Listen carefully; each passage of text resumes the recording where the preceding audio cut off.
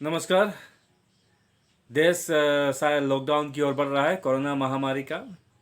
लेकिन जानकारों के मुताबिक सीनियर डॉक्टर्स जो कोरोना के बारे में डील कर रहे हैं, पिछले बार भी इस बार भी, हर उन डॉक्टरों के मुताबिक, स्पेशलिस्ट के मुताबिक और वायरोलॉजिस्ट के मुताबिक जो बात ऑन कैमरा नहीं बताना चाहता, ऑफ कैमरा मुझसे मैंने बात की। तो ये जो कोरोना वायरस है और उसके बारे में जो वैक्सीन है, ये बारे में लोगों को, मतलब वायरोलॉजिस्ट में आने का तो अनेक तो हंस ही रहे थे। कह रहा था कि 1 साल में एक टीका तैयार नहीं हो सकता, वैक्सीन तकरीबन 5 साल चाहिए। हड़बड़ी में किया गया वैक्सीन का उन्हें एक डर है। लेकिन जब सरकार हमारे प्राइम मिनिस्टर साहब खुद ले रहे हैं तो हमें इसमें डरने की ज़रूरत नहीं है।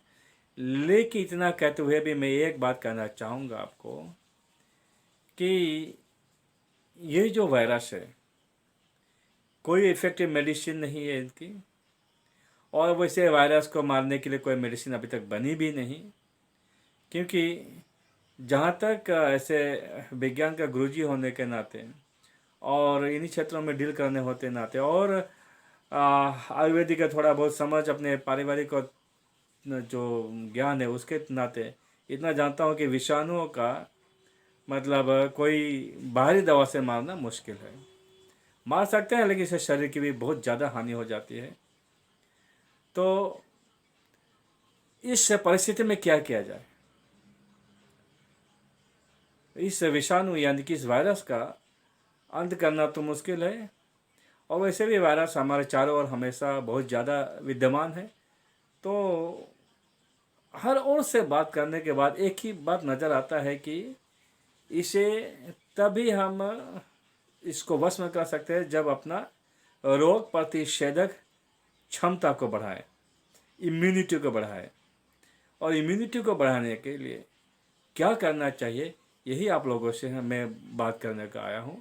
लेकिन इम्यूनिटी बढ़ाने का इस तरीका को जानने से पहले मैं सरकार द्वारा किया गया जो प्रायोजित जो जो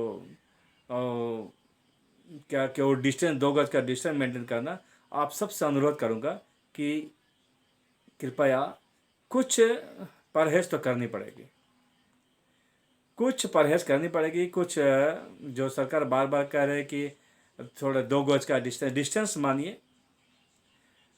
अनुरोध करता हूँ आप सबसे कि आप डिस्टेंस बनाए रखिए, हाथ धोइए, सैनिटाइज़र का भी इस्तेमाल कीजिए। लेकिन साथ में मैं कुछ और चीज़ जोड़ देना चाहता हूँ, वो ये है कि आपको भीड़ भाड़ से हमेशा अपने आप को दूर रखें। आप कहोगे कि नहीं, बाज़ार तो जानी ही पड़ती है, तो भैया ऐसा समय निकालिए बाज़ार पहुँचाने का जहाँ जब बाज़ार में भीड़ कम होता हो। जैसे कि मुझे कह लीजिए, मैं ठीक सुबह 8 से 9 बजे बाज़ार जाता हूँ, जब बाज़ार खुल रही होती है हमारे यहाँ पे, तो मुझे इतना भीड़ का सामना नहीं करना पड़ता।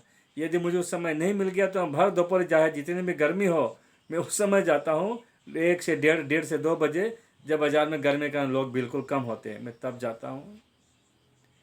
मतलब आप शादी वगैरह जहाँ भीड़ ज़्यादा होता हो, वैसी जगह से दूरी बनाए रखिए, पहली बात। और दूसरी बात यह है कि हम कुछ भी करें, लूप होल्स तो होती ही है। जैसे कि और कुछ मैं बताना चाहता हूँ आपको बचने के लिए, कि यदि कपड़ा आयरन मारने को आप भेजते हो धोबी के यहाँ, तो देखिए धोबी के यहाँ कई सोर्स से कपड़ा आता है। न जाने कितने के कपड़ा धोते होंगे, उनमें से कुछ रोगी भी हो सकते हैं। मैं नहीं कहता हूँ कि है ही, हो सकते हैं। तो आपको क्या करना है कि कृपया धोबी के पास कपड़े मत भेजिए, ना ही धोने के लिए और ना ही प्रेस करने के लिए, आयरन मारने के लिए। हो सके तो अपना कपड़ा खुद धोइए, क्योंकि ये सब सोर्स है बीमार फैलने का। तो दूसरी बात यह है कि जो हमारे यहाँ दूध वाला आता है, सब्जी वाला आता है, ये हो सके तो न ले। यदि दूध वाला दूध तो चाहिए तो क्या करें, दूध को बोतल रख देने बोलिए। दूध को बोतल को बाहर में रनिंग वाटर में, हाँ, साबुन वुन से धो के बाहर हल्का से धो लीजिए। धोकर कुछ या सैनिटाइज कर लीजिए, उसके सैनिटाइज करके आप वो उसका अंदर लीजिए। हाँ, इस तरह से आप अपना उपाय खुद ढूंढिए। और हो सके तो बाल काटने के लिए आप नाई को घर में बुला लीजिए, तो 2 रुपया ज़्यादा जाएगा आपका कुछ पैसा। और जब बुलाओगे तो आप उनका खुद ही उनका सारा औजार जो है कैंची वगैरह उन्हें सैनिटाइज कर दीजिए। उपाय तो कुछ नहीं, हमें बचना तो पड़ेगा ना। और उपाय क्या है हमें, तो ये सब कुछ सावधानियां हैं जो हमें बरतनी ही पड़ेगी। भीड़ भाड़ से बचिए, शादी वगैरह से बचिए, कपड़ा इधर उधर धोने मत भेजिए, बाजार से में बच के जाइए। और एक सोर्स है जो कि करेंसी, पैसा। हमें हाँ, इसका ऑप्शन नज़र नहीं आ रहा है मुझे। मैं बहुत पिछले बार से चिंता कर रहा हूँ कि हम कुछ भी करते हैं लेकिन पैसा तो लेन देन करना ही पड़ता है, तो इसका क्या करें, इसका क्या करें। पैसा ले लीजिए, घर में ही ये वो स्प्रे, सैनिटाइजर स्प्रे होता है हल्का सा, या कोई अल्कोहल का स्प्रे बना के रखिए बोतल में, हल्का सा उसमें मार के थोड़ा देर धूप में रख के ले लीजिए। और दूसरा है नहीं, और जहाँ तक हो सके यदि कैशलेस ट्रांजैक्शन हो तो वो ज़रूर कीजिए। इतने कहने के बाद मैं आप लोगों का अनुरोध करूँगा कि अब इम्यून सिस्टम बढ़ाने की हो जाए। इम्यून सिस्टम हमें बढ़ाना ही पड़ेगा। इसके लिए कई सारे उपाय हैं। पहले तो बात है कि अपने खाने में विटामिन सी का प्रयोग ज़्यादा कर दें। अब विटामिन सी कहाँ मिलेगा आपको? अब फिलहाल नींबू का सीजन तो आ रहा है, नींबू सबसे उत्तम स्रोत है, सोर्स है। नींबू लीजिए, दिन में कम से कम 2 साबुत नींबू का रस पीना चाहिए आपको दिन में। हो सके तो नारियल का पानी पीजिए, जिसके यहाँ नारियल सुलभ हो नारियल का पानी पीजिए। और वैसे मौसम्बी, संतरा, हाँ, जो आंवला होता है, आंवला मिल जाए या नहीं मिला तो आंवले का जो पाउडर चूर्ण बाजार में मिलता है, इनका उपयोग जरूर करें। यदि ऐसा भी नहीं आ रहा है तो आप ऐसा कीजिए, हरड़ बहेड़ा आंवला का जो चूर्ण आता है, हम क्या कहते हैं उसे, त्रिफला, त्रिफला का चूर्ण का प्रयोग कीजिए। और हाँ, और हमारे जो तुलसी माता है उनमें अनेकों वायरस नाशक उनमें एक तत्व होते हैं, तो हर प्रकार से तुलसी का प्रयोग जरूर कीजिएगा। तुलसी का प्रयोग आप ऐसा, जो पीने का पानी उसमें तुलसी का डंठल पत्ता सहित डालकर रख दीजिए, तुलसी का गुण पीने का पानी में आ जाएगा, उस पानी का ही आप बस सेवन कीजिएगा। या फिर तुलसी का चाय बना लीजिए, दिन में 2-3 कप तुलसी का चाय पी लीजिए। और हो सके तो आयुर्वेद में बहुत सारा है, तो छोड़िए इस किस्म का उनका ज्ञान अब बखारने का ज़रूरत नहीं। फिर भी मैं कहना चाहूँगा कि आप जो जो मैं बताया उनका उपयोग जरूर करें। तुलसी का उपयोग कर सकते हो आप। हाँ, यदि उसमें से इसके सिवा, इसके अतिरिक्त यदि आपको कहीं से अमृता मिल जाए, गुड़ची या गिलोय जिसे हम कहते हैं, किसी भी रूप में मिल जाए उसका सेवन जरूर करें। या आजकल तो बाबा रामदेव जी बेच ही रहे हैं, और बाजार में अनेकों जो ब्रांड है उनका आ रहा है अमृता का, जो अमृता, गिलोय, गुड़ची कुछ भी कर लीजिए उसको, मतलब उसका टेबलेट या पाउडर कुछ भी मिले तो उसका सेवन जरूर कीजिए आप। उसके साथ साथ आप ऐसा कीजिए, एनिमल प्रोटीन को कमा दीजिए।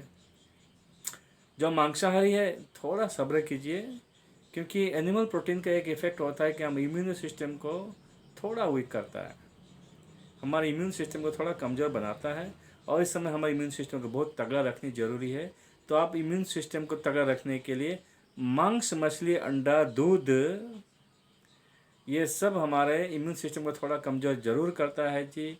तो थोड़ा परहेज ज़रूर बरते, हो सके तो थोड़ा कम लीजिए, एनिमल प्रोटीन थोड़ा कम लीजिए। और बहुत सारा हो सके तो आप उसमें हरे सब्जी का प्रयोग ज़्यादा ज़्यादा कीजिए। कुछ न कुछ ना मिला तो टमाटर, खीरा, टिंडा, ये सब चीज़ का ज़्यादा प्रयोग कीजिए। हाँ, अपने आप को हाइड्रेट रखिए, दिन में ज़्यादा से ज़्यादा पानी पिया कीजिए। पानी या नारियल पानी मिले तो भैया सोने पे सुहागा है, यदि नहीं तो फिर भी आप शरबत बनाइए, कुछ भी कीजिए, अपने आप को डिहाइड्रेट ना होने दें, बिल्कुल हाइड्रेट रखिए। हल्का सा ऐसा व्यायाम कीजिए जिसमें आपका लंग कैपेसिटी बढ़ता हो, जैसे कि प्राणायाम होता है। प्राणायाम में आप भस्त्रिका कीजिए, अनुलोम विलोम कीजिए, कपालभाति कीजिए।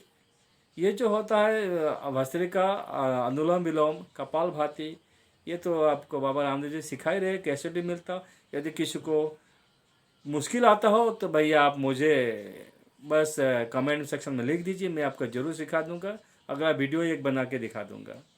तो इस किस्म से अब अपने आप को हल्का सा व्यायाम कराएं, अपना शरीर को प्राणायाम कीजिए, और खाने को जिस तरह से कहा गया है उस तरह से खाने को खाना लीजिए, और अपना intake of vitamin C you should increase at any cost, vitamin C के इंटेक बढ़ाइए, और साथ में आप तुलसी का प्रयोग जरूर कीजिए। हाँ, गौमूत्र मिल जाए या उसका अर्क भी मिल जाए तो उसका भी दिन में कम से कम 50 ml तो प्रयोग कर ही लीजिए। गारंटी है कि कोरोना आपको हिला नहीं पाएगा। दुनिया इधर से उधर हो जाए, हमें अपने प्राचीन विद्या पर भरोसा करना चाहिए। ये मैं ही नहीं कह रहा, ये हमारे प्राचीन ग्रंथों में वर्णित है। वायरस से बचने के लिए, विषाणुओं से बचने के लिए वर्णित है। उन्हीं का, हमारे ऋषि मुनियों का ही देन है भाई साहब, मेरा कुछ नहीं है।